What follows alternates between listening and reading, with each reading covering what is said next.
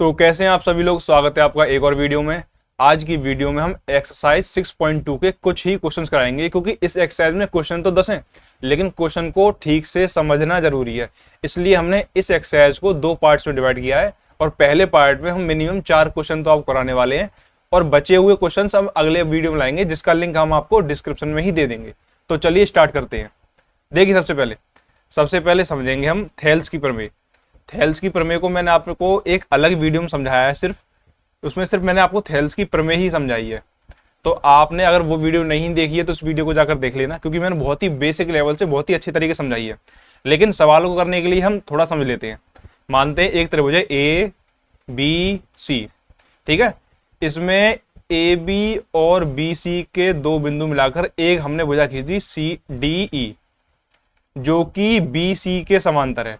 तो हमारा फॉर्म इसमें थेल्स की प्रमेय क्या है, देखो, A D upon D B बराबर A E upon E C. समझ गए? A D upon D B बराबर ए ई अपॉन ई सी। और इसमें जो बी सी भुजा होगी, ये वाली भुजा, ये भुजा डी ई के समांतर होगी। तो हम यहां पर ये भी लिख देंगे कि बी सी समांतर डी ई। एक तो ये हो गया। देखो, अगर ये वाला हिस्सा हमारा ठीक बैठ रहा है, सवाल के हिसाब से प्रूफ हो जाता है, तो ये वाली वजह अपने आप समांतर हो जाएगी। अगर ये वाली वजह समांतर दी है तो ये वाला हिस्सा अपने आप हो जाएगा। अब मैं बताता हूं कैसे सवाल में इसका यूज होगा। और आपको एक और याद रखना है कि एक और इसका रूप है, जो फॉर्म इसकी, कि A D upon A B बराबर ए ई अपॉन ए सी। आपको ये भी याद रखना है। यानी पहले तो ए डी वाला हिस्सा आएगा, ठीक है। कौन सा? ए डी वाला। पहले ए डी वाला हिस्सा आएगा, उसके बाद में ए बी पूरी भुजा। ऐसे ही पहले ए ई वाला हिस्सा आएगा, फिर ई सी की जगह ए सी पूरी भुजा का मान। तो आपको ये तीनों फॉर्मूले याद रखने। थेल्स की प्रमेय है ये। अब चलते हैं अपने एक्सरसाइज के क्वेश्चन नंबर 1 पर। देखिए, आकृति 6.171 और 2 में डी ई बी सी समांतर है। यानी इन आकृतियों में जो डी ई भुजा ये वाली, ये भुजा बी सी के समांतर है। इसमें भी और इसमें भी, दोनों चित्रों में समांतर दी हुई है। तो जो पहला चित्र है हमारा ये वाला, इसमें हमें ईसी का मान पूछा है, ईसी भुजा का मान, और दूसरे चित्र में हमसे एडी का मान पूछा है। तो इसमें हम लगाएंगे थेल्स की प्रमेय से, है ना। तो यहाँ पे नंबर 1 क्वेश्चन करते हैं। यहाँ पे नंबर 1, यहाँ पे लिखेंगे कि थेल्स की प्रमेयानुसार सबसे पहले तो जो मान हमें दिए हुए हैं उन मानों को लिखेंगे। हमें एडी का मान दिया है 1.5 सेंटीमीटर, तो एडी बराबर 1.5। इसके बाद में जो डीई का मान है वो 3 सेंटीमीटर, डीबी का, तो डी बी बराबर 3 सेंटीमीटर। और जो हमारा ए ई का मान है वो क्या दिया है, ए ई का मान दिया है 1 सेंटीमीटर। और हम किसका मान पूछा है, ई सी का मान पूछा है। किसका? ई सी बराबर पूछा है। तो थेल्स की प्रमेय क्या है? थेल्स की प्रमेय यही तो है कि देखिए, A D upon D B बराबर ए ई अपॉन ई सी। तो हम पहले अपनी प्रमेय को लिखेंगे। देखिए, यहां पर लिखेंगे थेल्स की प्रमेय अनुसार, तो हम लिख चुके हैं यहां पर पहले। अब लिखेंगे थेल्स की प्रमेय को। तो ए डी अपॉन, इसलिए यहां पर लगा देते हैं, इसलिए ए डी अपॉन ए ई बराबर में ए ई अपॉन ई सी। अब हमें जो जो मान दिए हम उन मानों को लगा देंगे। ए डी का मान 1.5 अपॉन में ए ई का मान 1। और यहां पर भी हमारा, एक सेकंड, ये ए बी है, नहीं, यहां पर तो ए बी ई है, यहां पर आएगा डी बी, डी बी। तो ए ई का मान यहां पर 1 हो गया, अपन ई सी का मान हमें निकालना है। अब यहां पर हम क्रॉस मल्टीप्लाई करेंगे 1 का 1 में, ई सी का इसमें 1.5 में, तो 1.5 ई सी बराबर हो जाएगा 1। अब ये मल्टीप्लिकेशन में है, तो 1.5 को जब इक्वल के बराबर के इस तरफ दिखाएंगे तो डिवीजन में आएगा, और डिवीजन वाली संख्या को हम डिनोमिनेटर में लिखते हैं, यानी हर में। तो 1.5, तो हमारा ई सी का ये मान आ गया। पॉइंट हटाएंगे, 0 बढ़ेगा, यानी 5 से जाएगा 2 बार, 5 से जाएगा 3 बार, यानी 2/3। डिवाइड कर लेंगे तो 0.66 करके कुछ आंसर आएगा हमारा। तो ये तो हमारा क्वेश्चन नंबर 1। इसी तरह से दूसरा देखिए, दूसरा सॉल्व आप खुद करेंगे। इसमें भी थेल्स की प्रमेय लिखेंगे, उसके बाद में मान लिखेंगे। अब मैं करता हूं सीधे सॉल्व। सबसे पहले क्या आएगा, सबसे पहले आएगा AD अपॉन DB बराबर AE अपॉन EC। इसमें हमें AD का मान बताना है, तो यहाँ पे मैं सीधे प्रमेय लिखता हूँ AD अपॉन DB बराबर AE अपॉन EC। यहाँ पर सबके मान लगाकर AD का मान आपको निकाल के बताना है। ये आपको होमवर्क का सवाल ही आपको खुद करना है, सेम सवाल, इसलिए मैं दूसरा सवाल नहीं करा रहा हूँ। अब देखिए क्वेश्चन नंबर 2। किसी त्रिभुज PQR की भुजाओं PQ और PR पर क्रमशः बिंदु E और F स्थित है। एक त्रिभुज है PQR, तो पहले हम क्या बनाएंगे, त्रिभुज। एक हमने यहां पे त्रिभुज बना लिया PQR। अब भुजा PQ और PR पर क्रमशः बिंदु E, PQ पर बिंदु E स्थित है और PR पर बिंदु F स्थित है। निम्नलिखित में से प्रत्येक स्थिति में बताइए कि क्या EF QR के समांतर है, यानी यह रेखा मिल रही है यहां पर थेल्स की प्रमेय की तरह। अब इसमें पहला क्वेश्चन क्या है, पहला क्वेश्चन देखिए, पहला क्वेश्चन है PE बराबर 3.9 और EQ बराबर 3 सेंटीमीटर, PF बराबर 3.6 सेंटीमीटर और FR बराबर 2.4 सेंटीमीटर। अब यहां पर लिखेंगे थेल्स की प्रमेय अनुसार। उसके बाद में थेल्स की प्रमेय के हिसाब से देखिए PE अपॉन EQ हो जाएगा और PF अपॉन FR हो जाएगा। तो यहां पर लिखेंगे PE अपॉन EQ बराबर PF अपॉन FR। अब यहां पर PE का मान क्या है, 3.9 है, अपॉन EQ का मान है 3। इस तरफ PF का मान दिया 3.6 और FR का मान दिया 2.4। अगर ये दोनों पक्ष हमारे बराबर आ जाएंगे, वो RHS इक्वल्स टू LHS या LHS इक्वल्स टू RSS आ जाएगा, तो समांतर हो जाएंगे, जैसे मैंने आपको थेल्स की प्रमेय में बताया था। तो देखिए सॉल्व करिए, 3 से डिवाइड करिए, पहले पॉइंट हटाइए, 0 डाल लीजिए, तो और इस तरफ भी पॉइंट से पॉइंट हट जाएगा, तो ये हो जाएगा 39 अपॉन 30 इक्वल्स टू 36 अपॉन 24। अब डिवाइड कीजिए, 3 से आएगा 13, 3 से 10 बार, तो यहाँ पर आएगा 13 अपॉन 10।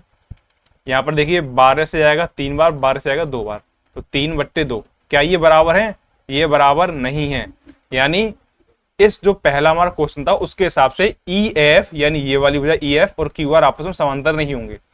इसमें 3 क्वेश्चन है, 3 और तीनों में चित्र हमारा समान है, तो दूसरा सवाल इसका भी आपको खुद करना है, लेकिन जो इसका तीसरा क्वेश्चन है वो मैं आपको कराऊंगा। तीसरा क्वेश्चन देखिए, तीसरे क्वेश्चन के लिए हम अलग से एक चित्र बना लेते हैं। PQR और यहां पर ये है हमारा EF।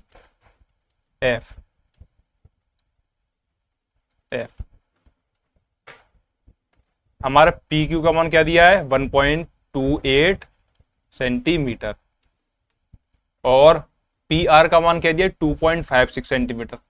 PE का मान दिया ये और PF का मान ये।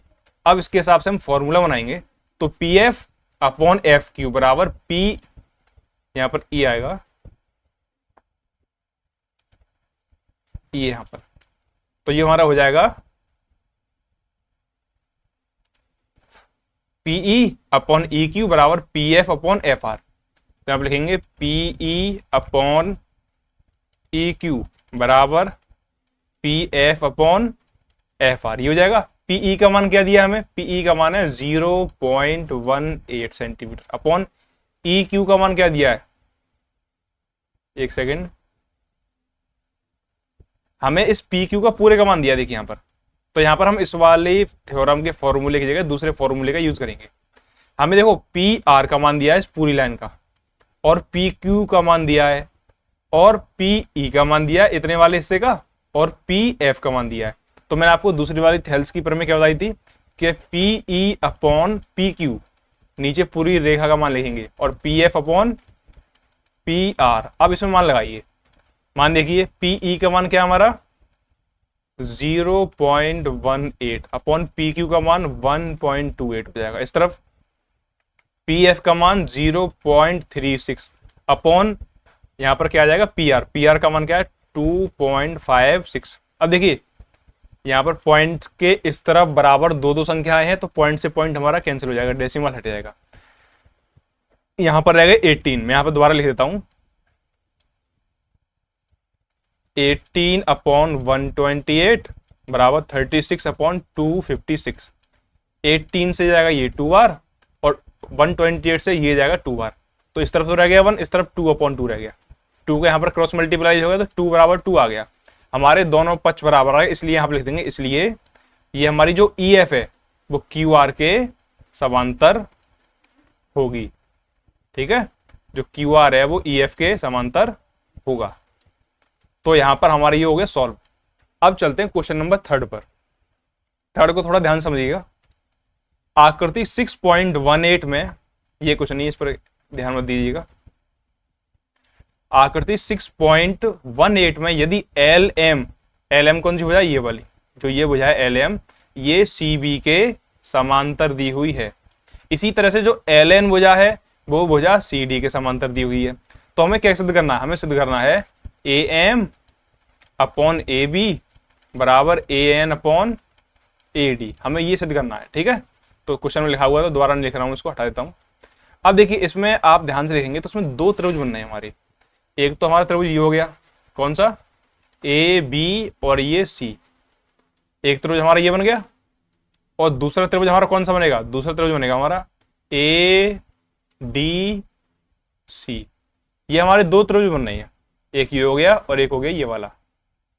तो एक बार लेंगे हम त्रिभुज ए बी सी में, त्रिभुज ए बी सी में। अब देखिए, जब हमने त्रिभुज ए बी सी ले लिया तो क्या करेंगे, ए बी सी में ध्यान से देखिए, हम जितना चित्र उतना देखेंगे। जो एम एल है और बी सी है यही तो समांतर हैं, तो A M upon M B बराबर A L upon L C, ऐसा हो जाएगा। तो हम लिखेंगे A L upon L C बराबर A M upon M B, इसे मान लेंगे इक्वेशन फर्स्ट। या फिर इसकी जगह हम चलो पहले इतनी करते हैं, अब आगे देखिए।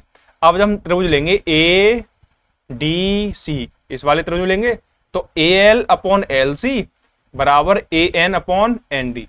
तो आप लिखेंगे ए एल, पहले लिखते हैं त्रिभुज ए डी सी में, त्रिभुज ए डी सी में A L upon L C बराबर A N upon N D, equation second. अब देखिए, A L upon L C का एक मान तो ये है और A L upon L C का एक मान ये है, तो एक ही दोनों समीकरणों को हम साथ में लेंगे तो जैसे ये दोनों बराबर हैं ऐसी A M upon M B और A N upon N D भी आपस में बराबर हो जाएगा। तो यहां पर लिखेंगे समीकरण 1 व 2 से क्या हो जाएगा, A M upon M B बराबर A N upon N D. अब इसमें क्या करेंगे, पहले इसका व्युत्क्रम लेंगे, यानी उल्टा लिखेंगे, नीचे वाली संख्या को ऊपर, यानी हर को अंश में लिख देंगे और अंश को हर में। तो यहां पर लिखेंगे व्युत्क्रम लेने पर, व्युत्क्रम लेने पर। तो यहां पे व्युत्क्रम लेंगे तो क्या हो जाएगा, एम बी तो आ जाएगा ऊपर, M B upon A M पहुंच गया नीचे, इस तरफ A N upon N D. अब इन दोनों में एक को जोड़ देंगे, हम दोनों तरफ जोड़ रहे हैं तो इससे हमारे सवाल में भी कोई अंतर नहीं आने वाला है। अब ए वन का ए एम का यहाँ पर मल्टीप्लाई हो जाएगा 1 में और एन डी का यहाँ पर हो जाएगा, तो ऊपर हो जाएगा एम बी प्लस के ए एम अपॉन में हो जाएगा ए एम, इस तरफ ए एन प्लस में आ जाएगा, जब 1 का एन डी करेंगे तो एन डी अपॉन में रह जाएगा एन डी।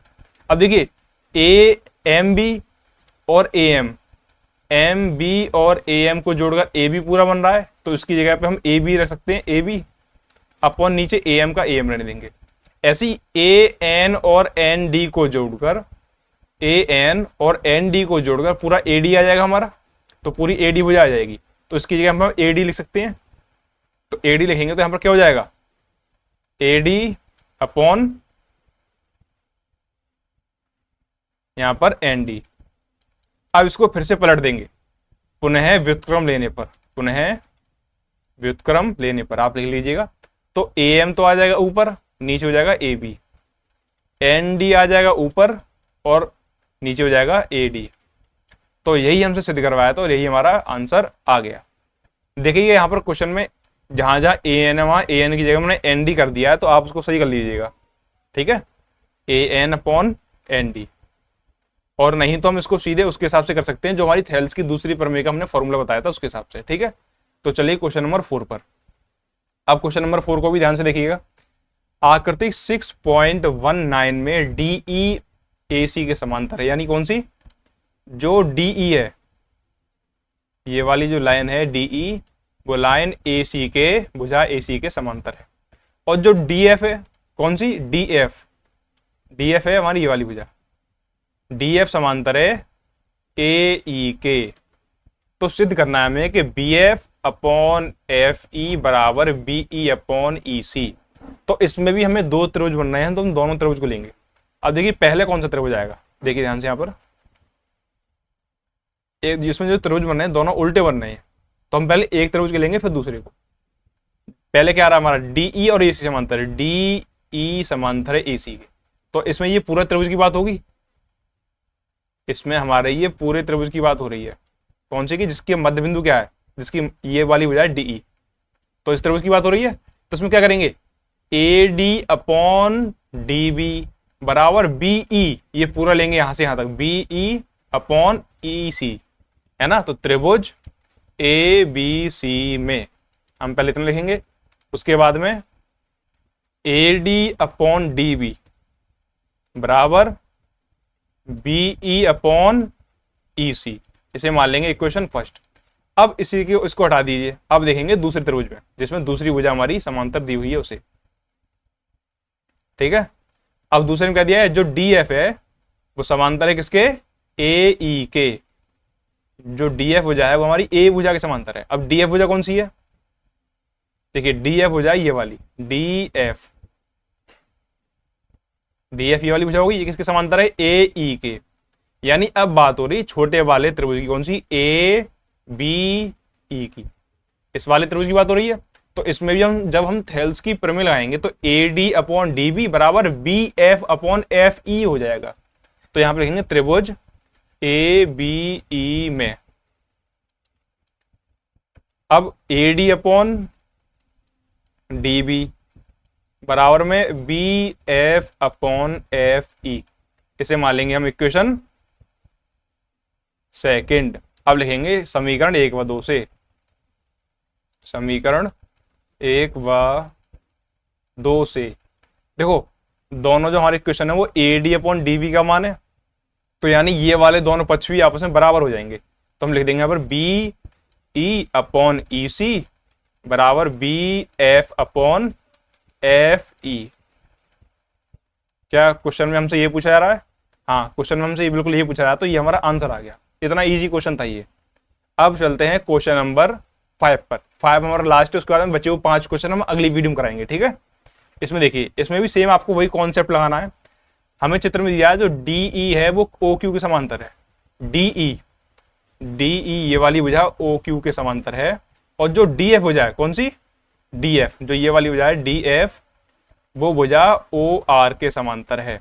तो हमें सिद्ध करना है कि जो ई एफ है वो समांतर है क्यू आर के। यानी कौन सी, ई एफ कौन सी होगी भुजा, ई एफ होगी ये वाली, ये है, ये क्यू आर के समांतर है।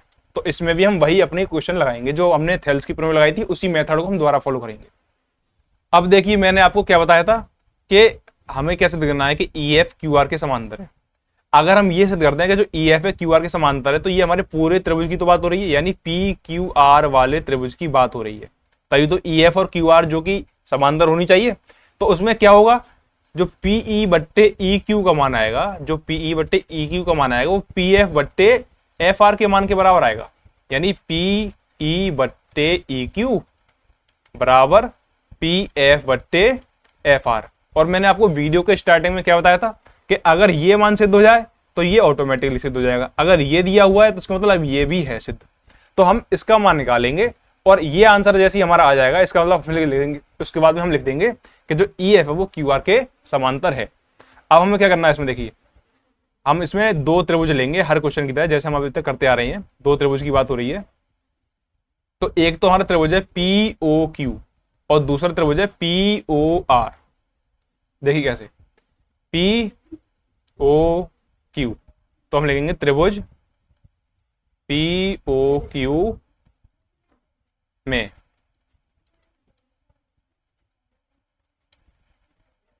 अब यहां पे क्या करेंगे आगे, पी डी, ये वाली भुजाई तो आपस में बराबर है, डी ई समांतर ओ क्यू के, तो पी डी अपॉन डी ओ,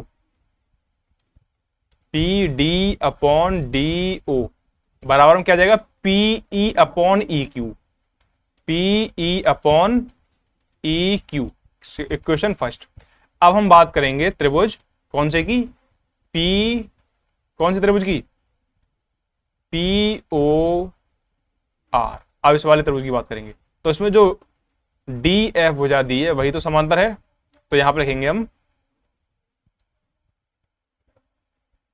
त्रिभुज पी ओ आर में, तो इसमें भी देखिए P D upon O D O आएगा, P D upon D O आ जाएगा, बराबर में P F upon F R आ जाएगा। इसे मान लेंगे क्वेश्चन सेकंड।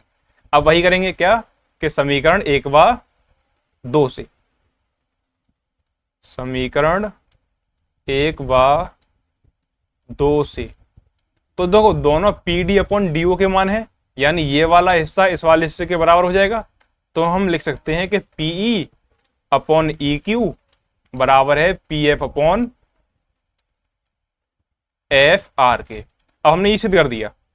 अब ये क्या, P E upon E Q बराबर P F upon F R, ये हमारे थेल्स की प्रमेय के अनुसार बराबर आ गए। इसका मतलब है जो ई एफ है वो क्यू आर के समांतर होगी, तभी तो ऐसा हुआ।